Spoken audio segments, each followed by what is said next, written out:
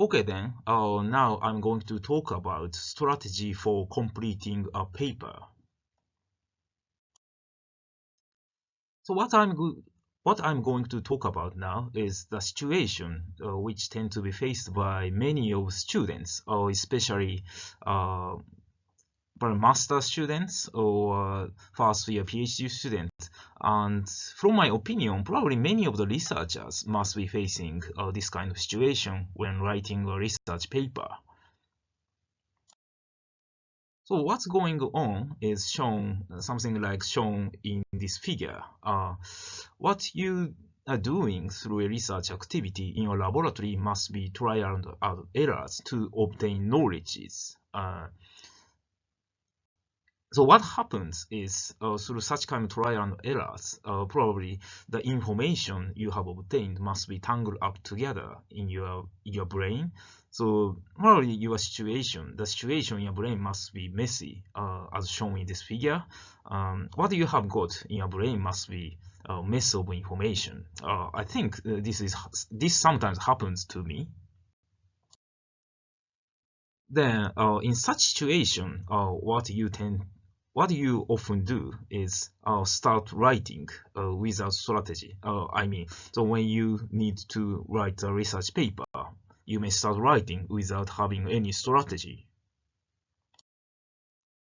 Now, what happens if you do this is probably nobody, including yourself, can understand what you have done, even with your textual explanation. So what this means is that probably when you complete writing first draft of your research paper, you may ask your supervisor to read through and give you some advice. And sometimes you may ask a native speaker to modify your English, or similar thing, ask your colleagues to have some opinions from them.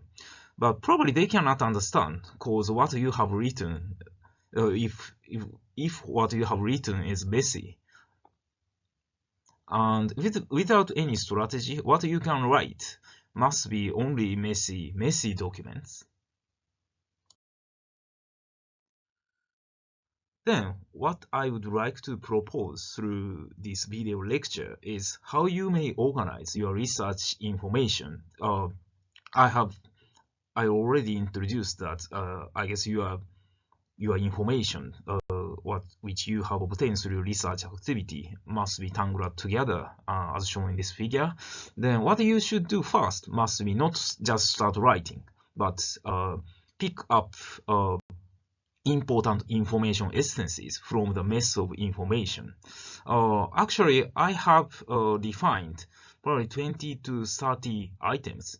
So I'm going to explain about what these 20 to 30 items are, and well, you can on the basis of this methodology, probably you can pick up all these informations. Then once you successfully pick up important information essences, you can insert them into a template to complete your abstract. So so I have made a template for these information essences. What do you need to do first? What do you need to do first when you're writing research paper?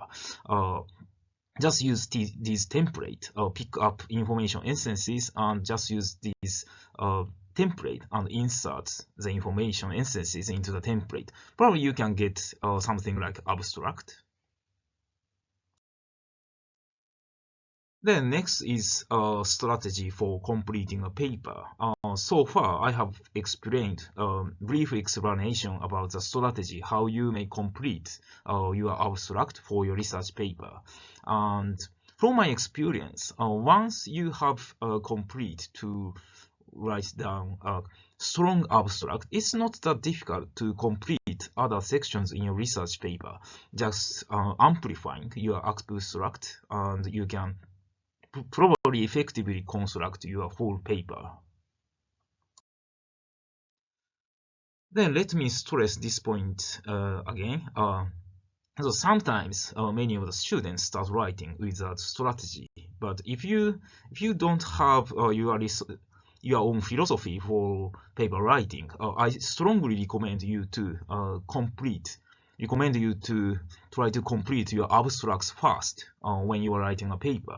This is only my opinion, but so if you don't have your own strategy, I do recommend just follow my strategy. And the reason why I'm stressing this point is writing the abstract is almost equivalent to organizing the information obtained through your research activity. So once you have got a strong, very organized, nice abstract, that means you have already determined the direction of your research paper. So you may perform productive discussion with your supervisor and colleagues, probably native speakers.